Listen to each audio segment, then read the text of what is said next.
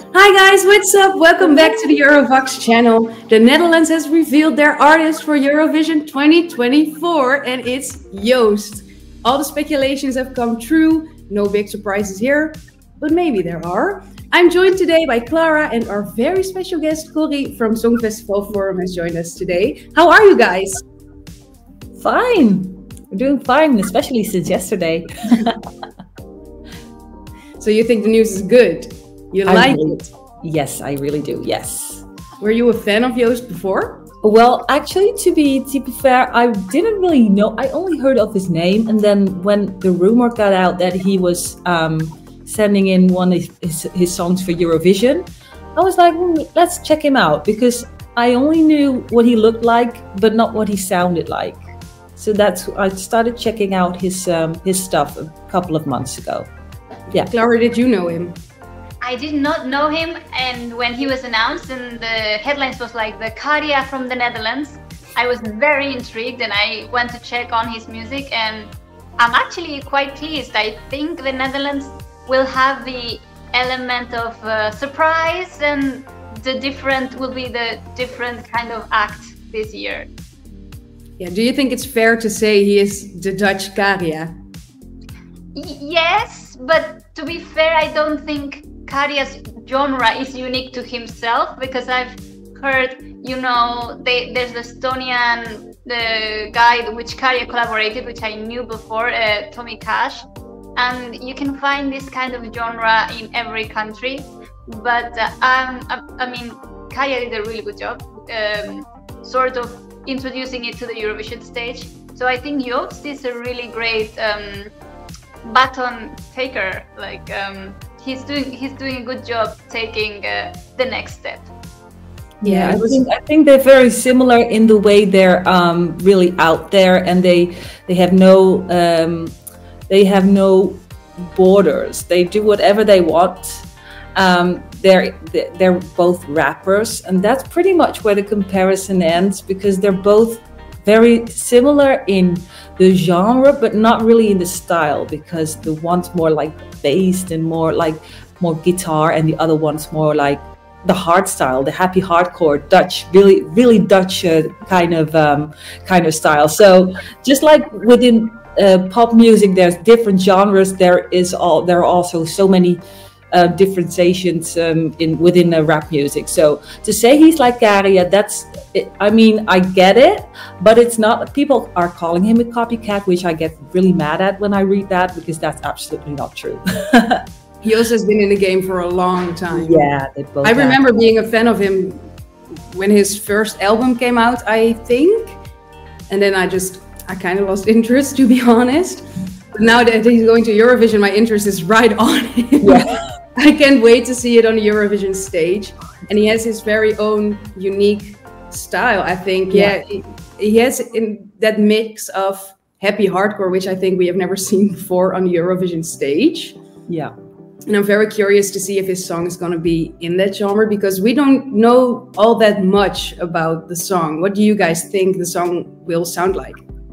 He said he was going to bring some nostalgia to it, so I'm hoping he's got a bit of like the happy hardcore Gabba style within it. And he's also collaborating with Donny, who's been doing lots of like pop Gabba. It's difficult to describe. It's very unique, actually, but it's a sort of sound that only they can really make, and it really stands out.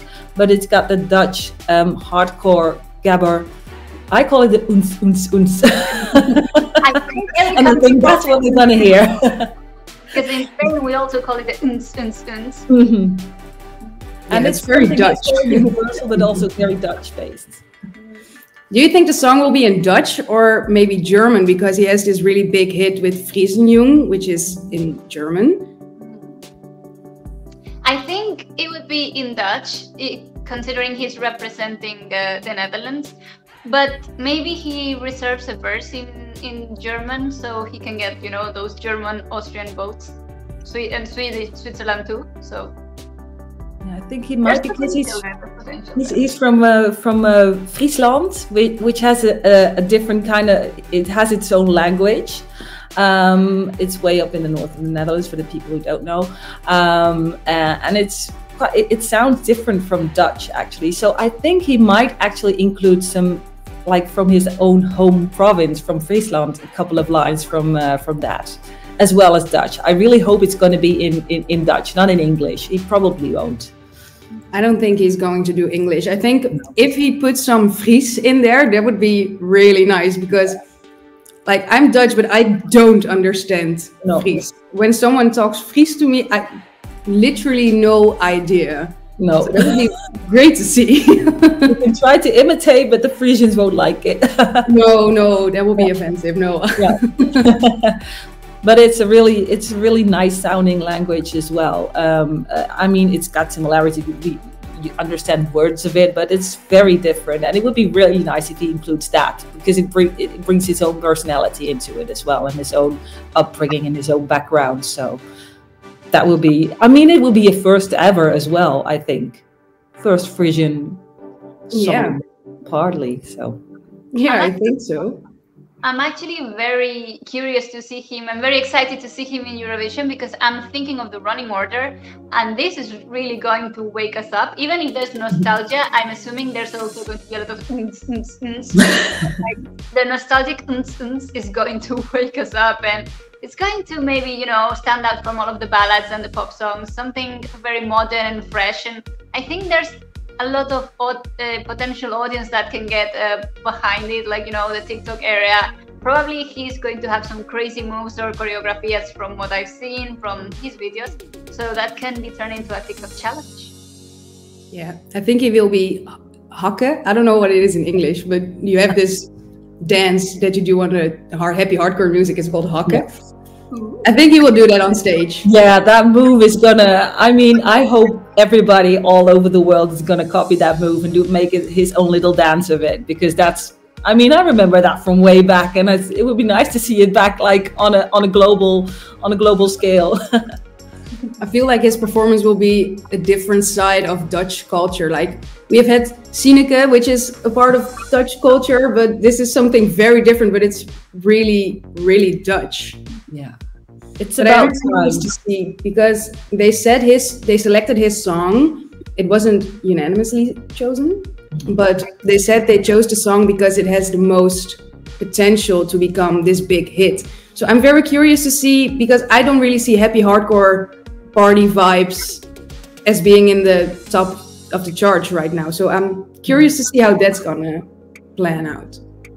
And what I like is that the Netherlands is trying to veer away from the Duncan Lawrence formula, which we've had for some years now. So I'm very excited to see how this new direction is going to play out for the Netherlands. And I expect a lot of lasers or like flashy lights. Yeah, I think that's what I like the most about this choice. Not even, I mean, I like I like him.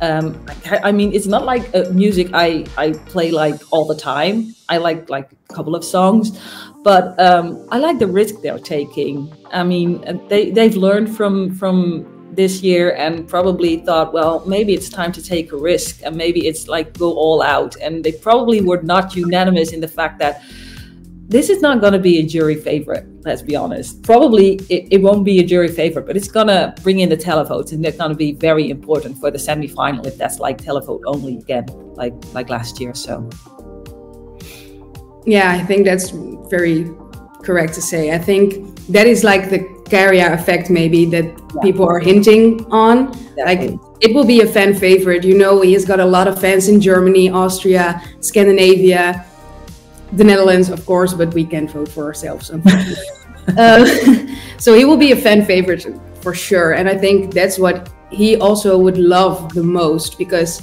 he has told people, he has been growing up with Eurovision. He has been watching it with his mom, and he will be so happy to be fan favorite. I think that's more important to him than becoming the jury favorite, to be honest. Yeah. I love it when artists don't shy away from liking Eurovision publicly and telling the people that they've watched Eurovision for many years. So that's very honest of him, and I'm so proud. Yeah, it's very cute, because he's like, this is my dream from since I can remember. I want to go to Eurovision, and now he has finally done it. So he can be very proud of himself for this achievement alone. And I mean, it's helping making. I mean, it's all. I mean, we know it's cool, but it's helping making other people believe that Eurovision is cool. So, I mean, I see it from like my co-workers who are not really that interested in Eurovision, despite me talking about it constantly. They're now asking me about it. They're actually talking to me about Joost because they've been following him. They're a bit younger than I am, so they're like, "Oh, and this is cool, and this is so," and I really like him being there, and it's going to be so different. So they're really getting interested in Eurovision now because of him being there. Yeah, he could be attracting a whole new demographic for Eurovision. Like a lot of people in the Netherlands who have never watched Eurovision or think it's not for them, they will definitely watch the 2024 edition of Eurovision. Yeah, but I think that's a trend that Eurovision is evolving to attract new audiences, and I think that's a success on the new changes here and there, and also the new social media, how they are interacting. Also, the artists are closer to the people. So I don't know. I think Eurovision is getting trendy.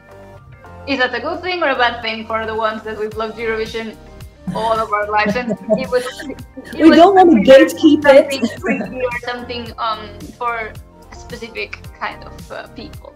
This is always a gray area. Yes, we love getting more people involved in the things that we are passionate about, but it's also like Eurovision is kind of my thing, and now it's becoming your thing too. I'm like, okay, you think you know, but I know more because I've been watching it before you started. So yeah, but it's needed. It's what makes the contest. I mean, it has to move on at some point, and if it's just us, at some point it will go away, and people need to keep getting invested in it, like the next generations and generations to come. So we want it to stay forever, even if we're not able to see it anymore. So